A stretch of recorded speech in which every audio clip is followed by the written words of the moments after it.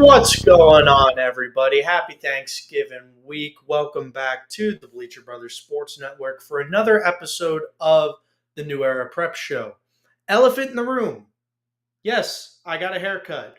Yes, there's a lot less hair on my head than the introductory title card.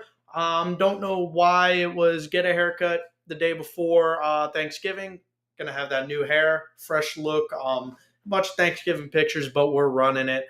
But y'all don't care about my cosmetology. What happened earlier this morning? Just know that I entered the car kicking and screaming. Was not really looking forward to this. But something that I am looking forward to, other than a big plate of Thanksgiving food, is Friday night for some Black Friday football, ladies and gentlemen. We've got some bangers. The regional final is upon us. We are winding down our time before the state finals. We are just over 2 weeks away from the state finals to be held at Pitbull Stadium, December 11th to December 14th. Be there, be loud, dale, and support the kids. But before we get there, we've still got a bunch of teams, and they're fighting. They are fighting for bids. Regional finals, like I said, then winners move on to the state final four at college basketball style. And then from there, for each region. And then from there, it is state finals, national championship, whatever you want to call it. Because guess what? We got some national ramifications that we could be seeing some upsets this week. So enough yapping. Let's talk about it. First game in Palm Beach County I want to talk about, as always, is First Baptist Academy versus Cardinal Newman. This is going to be a very, very good football game, ladies and gentlemen. I think that this is the first real test for Cardinal Newman all playoffs. They've ran through the playoffs very, very easily. 9-1 record taken on First Baptist Academy, 9-2 on the year. First Baptist just knocked off Benjamin last week. Those dickheads. Now it is Cardinal Newman versus First Baptist Academy for the regional final. What we got? I think we're going to have another Jalen Brown masterclass. Really excited for another Jabo 2-touchdown, possible 150-plus yard rushing performance. As everybody knows, that's pretty much the freest bet in high school football if we were allowed to bet. So defensively for Cardinal Newman, I think that Newman's going to have a little bit of their hands tied or a little bit of a tougher time going up against First Baptist's very, very good very good passing offense. Sorry, my phone is blowing up with all quote tweets and stuff like that. So Newman is taking on a very good passing offense. I do like Cardinal Newman's secondary, especially 3-star Florida State commit Max Redmond, and multiple other stars in their secondary are really going to shine. We could possibly be seeing a little bit of two-way action from Zamari Sanders, who, for those that don't know, is the fastest man in South Florida. All in all, I think this is going to be a very evenly matched game. Biggest thing that's going to put Newman ahead, in my opinion, other than a little bit of home field bias, is trench work, and that's coming on both offense and defensive sides of the ball. I really like Cardinal Newman's trench warfare. Brennan King headlining the edge rushers in the front seven defensively. Been an absolute dog, 3-star edge rusher. Coaches, he is still available. His phone is wide open. Signing day is in 2 weeks. Get after him. On the offensive line, really anchored down by 3-star FIU commit Dylan Franchetti, offensive tackle. Really like watching that kid play. He's powerful. He's fast. All in all, I think going to be a very good game inside the trenches for Cardinal Newman and First Baptist. I do have Cardinal Newman moving on to the state Final Four, defeating First Baptist Academy. Second game I want to talk about is Vero Beach versus Dr. Phillips. Vero Beach is a team that really quickly, I got on the hype train for. I am now all in on Vero. In my opinion, Vero Beach has been one of the most consistently good football teams since starting out the year 0-3, going from 0-3 to start the year. A lot of people writing off Vero to an 8-3 record currently as we're sitting, taking on Dr. Phillips in Orlando at 11-1, who just knocked off Jupiter.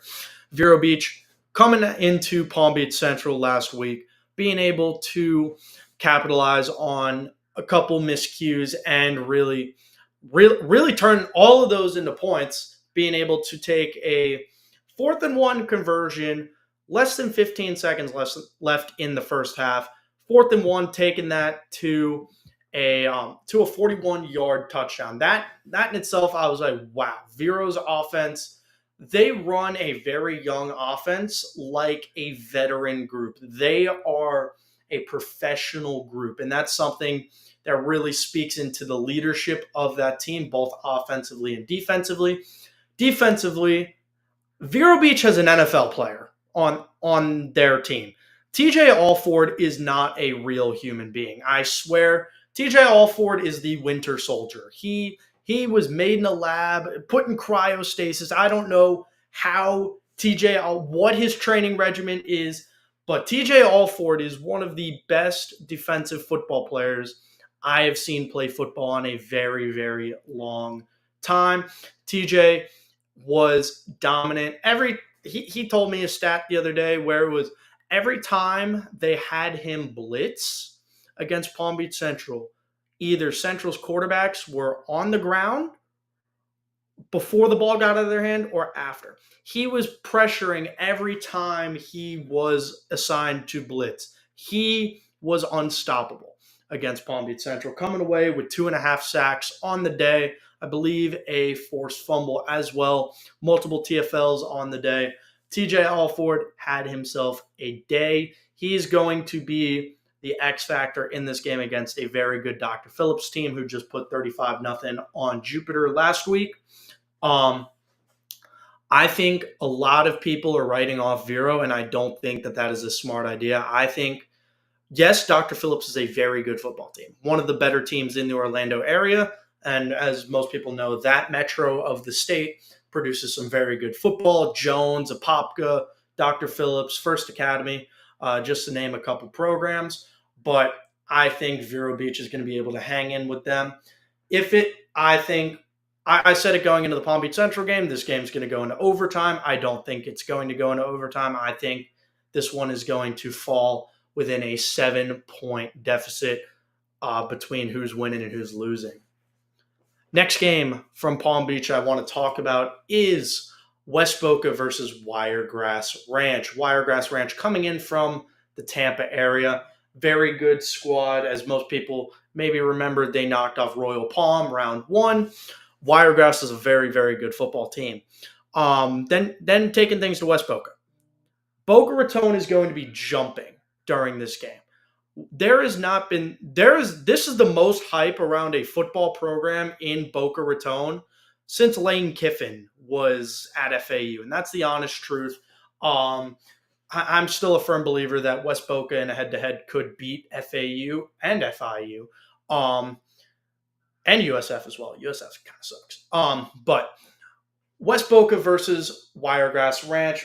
Everybody knows West Boca has one of the more diverse offenses in our area, headlined by a 3-headed running back tandem, but also just as an elite of a wide receiver core and passing offense. Mason Mallory, he's been getting in stride every week. Every week I have been told that Mason Mallory looks better than the week before.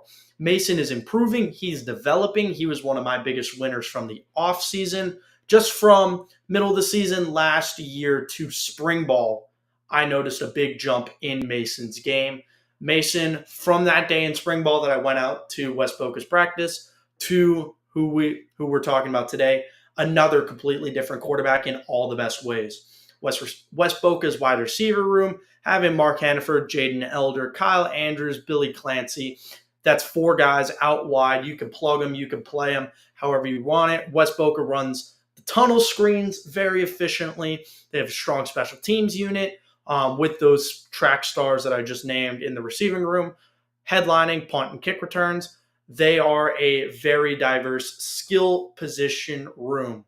Then, once again, we're going to talk about this West Boca running back room. Javian Mallory, he's had some fresh legs under him over the past couple weeks, has not played in the playoffs yet. I believe he has not played in the past 3 games. Could we be seeing Javian Mallory make a return this week against Wiregrass? I would say that's a very strong, smart idea. I could understand maybe resting him a week. I am very confident with the other 2 running backs in West Boca's offense as well, for them to be able to come away with strong gains. Jaden Lockhart, for example, has really been a beneficiary from this season, just clicking off 75-plus yard games, 1-2 touchdowns, practically every game, even if Mallory's on the field. Finally, last Palm Beach game that we got 4 teams left. We talked about 3, but this one's the big kahuna that I know you guys have been waiting for, and that is Atlantic versus St. Thomas Aquinas. This game is going to have national ramifications.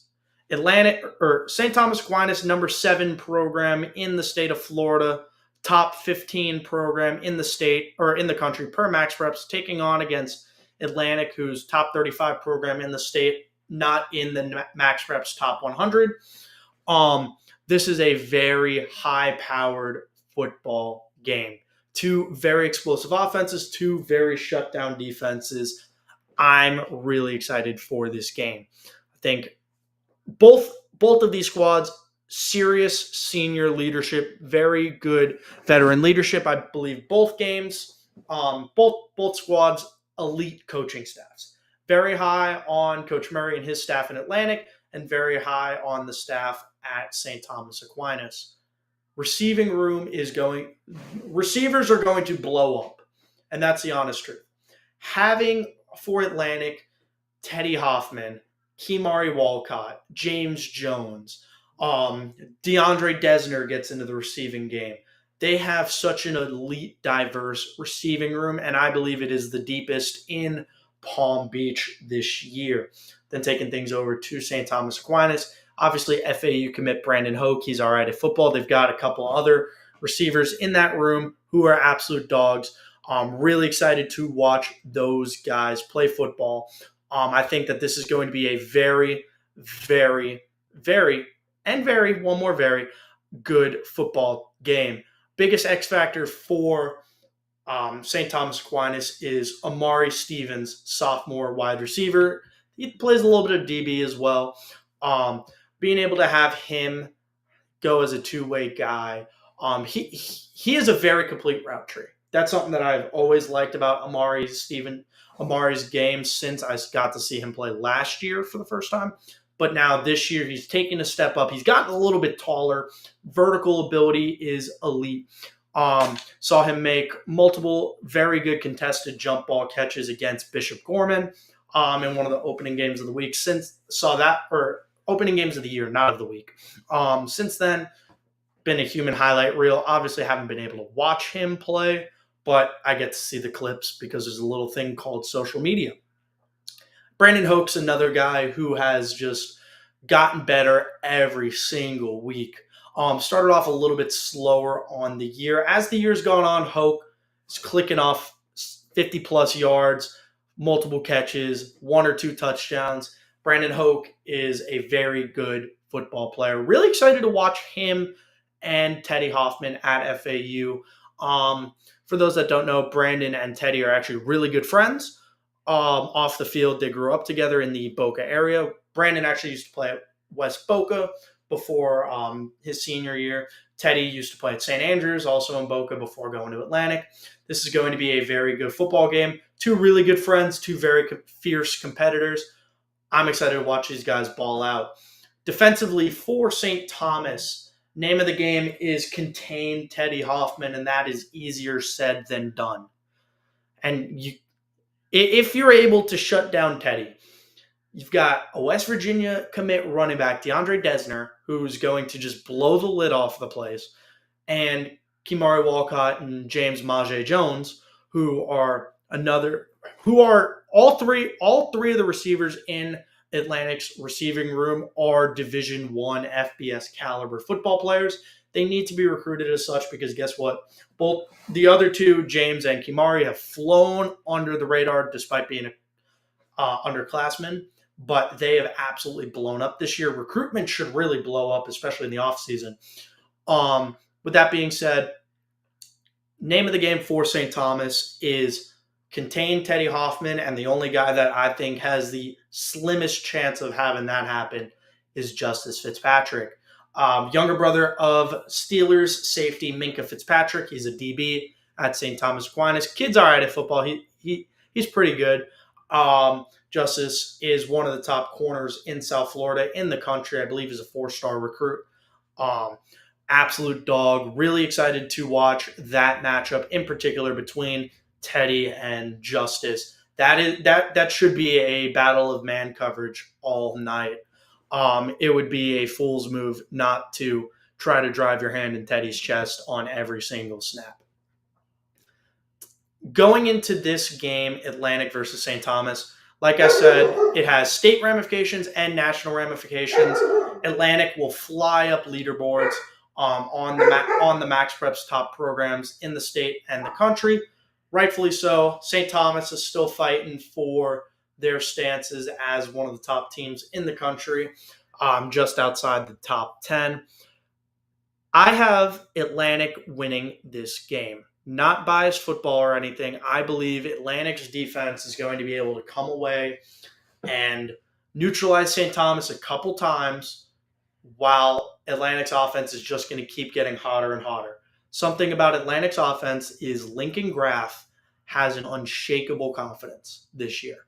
He is walking and he is stepping like he is the best football player on the field. And because of that confidence, that is how he's playing. Lincoln Graff is going to be wheeling and dealing. And something about him is the experience and the veteran leadership that the kid has, having over 8,000 career yards on the year, in his 4-year starter career. Because as everybody knows by now, Lincoln has been a 4-year starter. So with that being said, I do believe that Atlantic's going to be able to come out on top of this one. And with that being said, there is going to be a block party in Delray on Friday night when Atlantic comes out on top of this game. That is my honest opinion. Atlantic is a team that the community of South Florida, especially Palm Beach County, rallies behind. This game is going to be deep. If you haven't bought tickets for this game, I would seriously recommend it because I'm sure they have either already sold out or it is sold out like hotcakes. We are going to be seeing, I guarantee, people lined up outside of the school, peeping through gates, trying to be able to watch the game for free, just to be able to experience history possibly being made. I really do believe that this is going to be one of those community type games where we see the entirety of Palm Beach County really rally behind Atlantic. Being able to take down a very good Broward team or a very good down south team is no easy feat. A lot of our teams have tried, a lot of our teams have failed.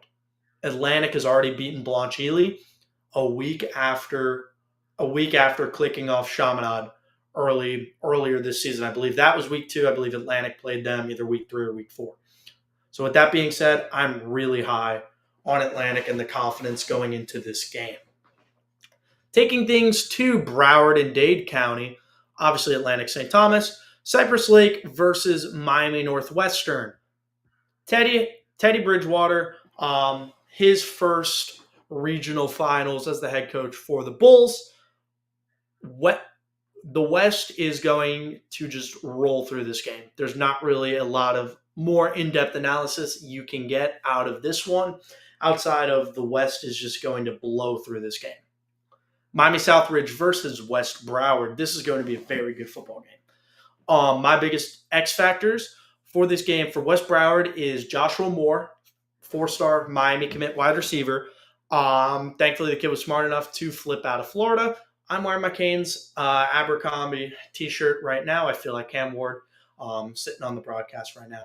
But Joshua Moore, absolute stud. This is a guy that people that I know from Broward have absolutely raved about all season. He has been one of the biggest winners from Broward County football this year. But then on the flip side for Miami Southridge, I've got quarterback James Peroni, who has been wheeling and dealing for Southridge, being able to will them to a victory. I like Southridge in this one. I'm expecting a 350 plus to hopefully 3+ touchdown performance out of Peroni against Southridge. Miami Edison versus Chaminade Madonna. Chaminade has been rolling through the playoffs, rightfully so. They are one of the top teams in the nation. Chaminade is just going to run through this game. Not really much to speak about other than this is going to be the Chaminade show. And I'm sorry, that's the best in-depth analysis I can give about Chaminade every week without it sounding redundant of, hey, Derek Cooper's good at football. Beckham Kreitz is good at football. Denarius Gray is good at football. We know this. Chaminade is going to run through this game, having the ability to have beaten two very good football teams with St. John Paul and St. Andrews by collective 67 points average over the past 2 weeks. Immaculata LaSalle versus Booker T. Washington. This one's going to be, in my opinion, a very close football game, but I'm going to give it to Booker T, defending Traz. Going to be a very good football team. Very good football game. I like Booker T. Last two games I do want to talk about in the South Florida regions of high school football is Western versus Columbus and Norland versus Heritage Plantation. We're going to start with Western versus Columbus to really build hype for the other one. First off, this game kicks off at 2 p.m. If you're trying to go to Western versus Columbus, I will be there. I will be in attendance. But just know, game kicks off at 2 p.m. You don't see that a lot in high school football, but obviously we're on break. The kids don't have school, so find something better to do with your time other than watching some good high school football, because guess what? This is going to be a very good game. Western is a team that has just gotten better as the year goes on. They've beaten who they've beaten or who they're supposed to beat. They've lost to a couple of the very good teams in the South Florida area, losing to Heritage Plantation, West Boca, I believe St. Thomas, just to name a couple. Losing to Chaminade as well. Western, very good football team, but I do believe that Columbus is going to take this one out. One of the guys I'm really excited to watch play football on Friday afternoon is FAU commit Hector Chavez, linebacker out of Columbus. He has had an incredible postseason. He's coming away with big hits, forced fumbles, scoop and scores, you name it. Hector Chavez is flying around the field. I'm really excited to watch Pincho play football because I've heard this kid is just as good as advertised. Watching some clips, watching the huddle tape, it surely looks that way. So I can't wait to put the eye test on Hector. Great kid off the field as well. Been one of the more very vocal recruits with me throughout the entirety of the season, just sending me stats, sending me film. Hector, I appreciate you. Really excited to watch you play football. I told you I was going to find a game for you, so found a game. Last game of the slate is Miami Norland versus Heritage Plantation. First off, let's start talking about Miami Norland. Biggest headline is quarterback EJ Yapor is 153 yards away from becoming Florida's all-time passing leader. The state of Florida all-time passing leader. He would be ticking off the very, very old record from Tucker Israel, who holds the record at 14,082 yards. EJ currently has 13,929 going into this game. Yeah. Once again, 4-year starter. I don't know how many yards. Like being able to average well over almost 5,000 yards a year. Like being able to do that young is impressive, but consistently, congratulations to EJ. I'm really hoping this record gets broken this weekend. This is a rivalry game. Norland and Heritage, they don't like you. You don't like them. We know that going in. I covered the Norland game last week. They had nothing short of no nice words to say about Heritage going into this game. I already know that there's no love lost between Heritage and Norland as well. So this is going to be a very chippy football game. Obviously, name of the game is get that record for EJ and get that win. Play another game of football so that record can keep standing for presumably another 20 plus years. That's the type of player that EJ Yapor is. And he certainly has the receiving room to do it, obviously headlined by Jade Card, 4-star FAU commit. But then defensively, Norland just gets really, really good. Norland's defense having the two Desir brothers, 4-star edge rushers committed to Florida State. Mandrill and Daryl Desir, those guys are really good at football, as one could only imagine. Got to see them in action last week. But then one of the guys that I was really high on going into this game is another FAU commit, Adrian Farrow. Farrow, in my opinion, last week against I'm trying to remember. Against Archbishop McCarthy, excuse me. Farrow against Archbishop McCarthy was the best edge rusher on the field. He was blowing through the offensive line. He was creating pressures. He had 2 sacks on the day, I believe 5 TFLs, and a forced fumble. He really reminds me of how Myles Garrett or Micah Parsons plays football. That's the type of guy that FAU is going to be getting out of Farrow. And I strongly believe that he is a game wrecker. He has a very diverse arsenal of pass rush moves. A lot of kids, especially at the high school level, going into the collegiate level, they have one, maybe 2 moves that they really abuse, whether it's a club, a bull, a spin, or a swim. Farrow has the infinity gauntlet of pass rush moves. He does all of them at such a high level. I firmly believe that Adrian Farrow, he's the first guy that FAU has to make sure gets his name on a piece of paper on National Signing Day, because he is a diamond in the rough. We are going to be seeing him play in Boca Raton for the next 3 to 4 years, and he's going to be the guy where he balls out of the G5 mid-major. Sorry, Coach Jacobs. FAU is considered a mid-major by everybody except me. But being able to ball out at the G5 level, and it's where the hell did this kid come from? How has nobody picked up on that kid? Adrian Farrow and Teddy Hoffman have that ability for FAU next year, very early on in their careers, and I strongly believe that. Kicking things over to Heritage Plantation. Sorry about the little recruiting rant. We're going to get to more recruiting news in the next couple minutes. But Heritage Plantation is another team that I think Norland versus Heritage is going to be a very good football game.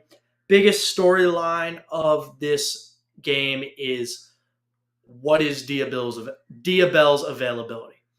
For those that don't know, Diabell did get injured with a little bit of an ankle injury during last weekend's win over Dillard. Dia, I believe it is still considered a high ankle sprain.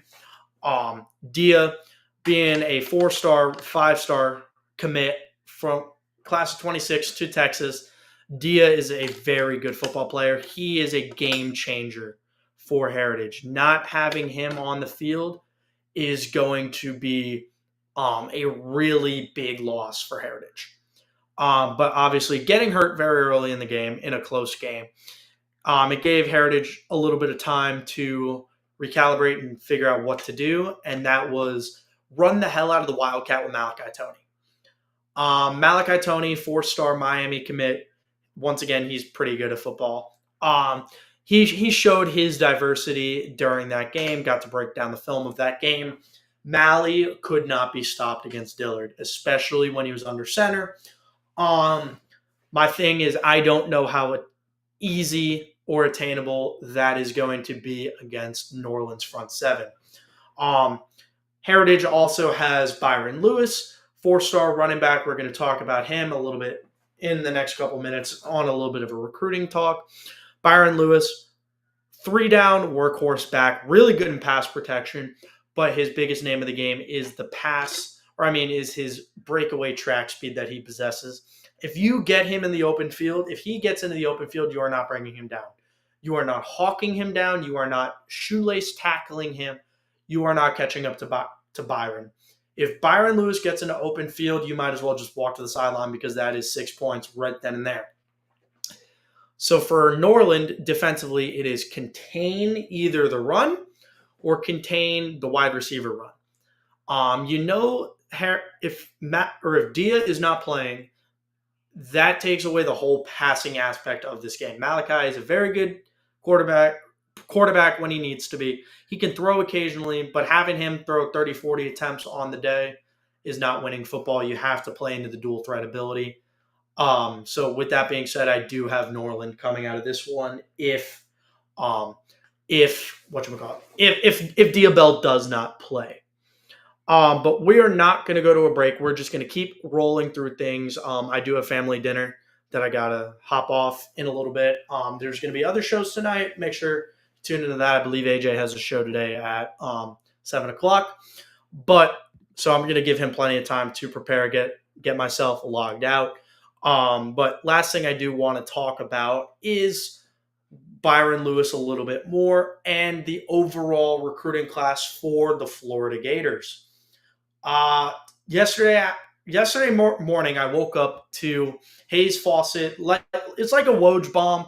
I don't know what we want to call it, but Hayes Fawcett broke that Byron Lewis was flipping his commitment from Florida State to the University of Florida. We spoke a bit about Florida's recruiting class on Monday. We're going to talk about it again. Once again, Byron is a dog. You're not tackling the kid.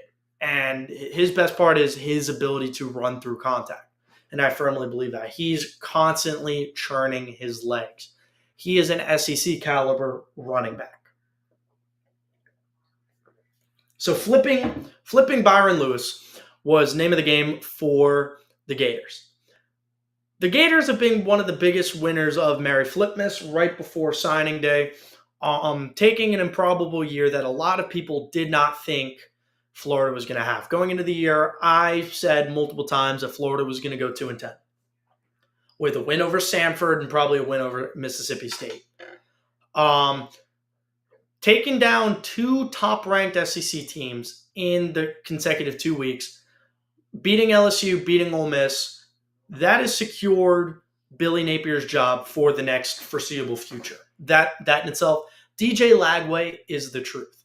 DJ Lagway next year is the best quarterback in the state of Florida. Collegiately, I stand by that. DJ Lagway is a very, very good football player. I am very scared to play Florida next year as a Miami fan. Isaac Edelman, I hope you are not watching this, and you better not dare send this talk to Isaac because he will clip that and he'll put it on his Twitter. Shout out Isaac, you're a great kid. Love you, buddy. But then Florida's recruiting class over the past couple months has been really South Florida oriented. Being able to flip Ty Jackson, number one player on the New Era Prep class of 25 rankings and the ESPN West Palm Top 63, being able to flip him from South California, USC,